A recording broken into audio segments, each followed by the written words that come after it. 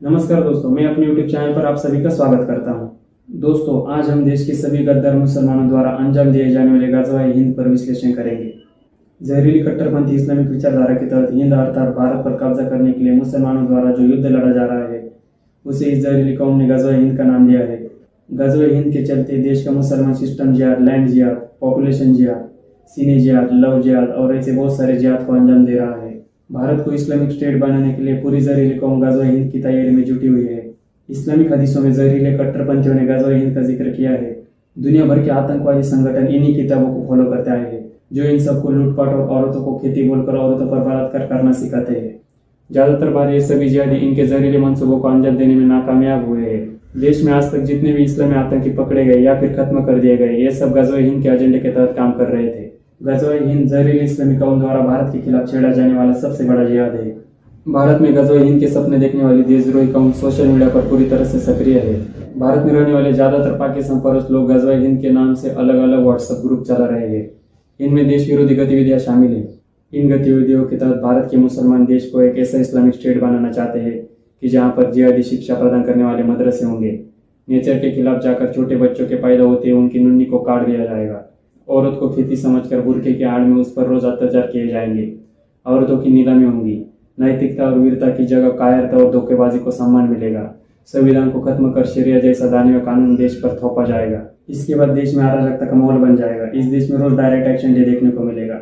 यही वो आने वाला वक्त होगा जब गांधी और नेहरू के चेले सोए हुए कुछ हिंदुओं को सेक्युलरिज्म का पाठ पढ़ाते हुए दिखेंगे। इसी स्थितियों में मातृभूमि की रक्षा के लिए सिर्फ कुछ गिने चुने सनातनी लोग अपनी पूरी ताकत के साथ इन इस्लामिक दानवों से लड़ेंगे। इसी के साथ भारत में भीषण गृह युद्ध की शुरुआत होगी। भारत का पूरा सिस्टम देश का बेड़ा गर्क करने में लगा हुआ है। सनातनी हिंदुओं को इतिहास से बहुत कुछ सीखना होगा। छत्रपति शिवाजी महाराज के हिंदवी साम्राज्य ने मुसलमानों के अत्याचारी मुगल साम्राज्य को खत्म कर यहाँ की संस्कृति का पुनर्जागरण किया था। सभी मुस्लिम घुसपैठियों का इतिहास ध्यान में रखते हुए तत्कालीन समाज और नेताओं को जागरूक और सचेत रहकर सन 1947 में ही भारत में इस्लाम पर प्रतिबंध लगाना चाहिए था। देश के दुखद बंटवारे के वक्त में यह मौका हाथ से छूट गया। इसकी बहुत बड़ी कीमत आगे चलकर इस देश और देश के हर एक व्यक्ति को चुकानी पड़ेगी। जब आगे चलकर देश में मुसलमानों का जिहाद अपने चरम पर होगा, तब जागरूक सनातनी हिंदू पूरी ताकत के साथ लड़ेगा।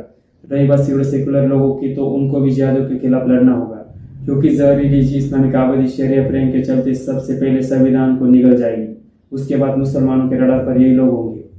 संविधान मुसलमानों से भाईचारा निभाने वालों को बचा नहीं सकता, क्योंकि देश का संविधान सेक्युलरिज्म के आधार पर बना है।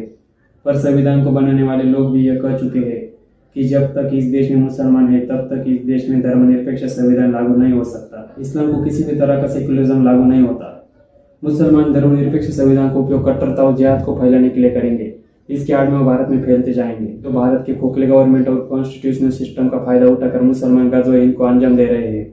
अगर देश का इतिहास उठाकर देखा जाए तो ग़ज़वा-ए हिंद के चलते बहुत सारे इस्लामी जिहादियों ने भारत में घुसपैठ की है। भारत में ग़ज़वा-ए हिंद के नाम पर घुसपैठ करने वाला पहला इस्लामिक कट्टरपंथी मोहम्मद बिन कासिम था, जिसने 7वीं शताब्दी में ग़ज़वा-ए हिंद के नाम पर भारत में घुसपैठ की।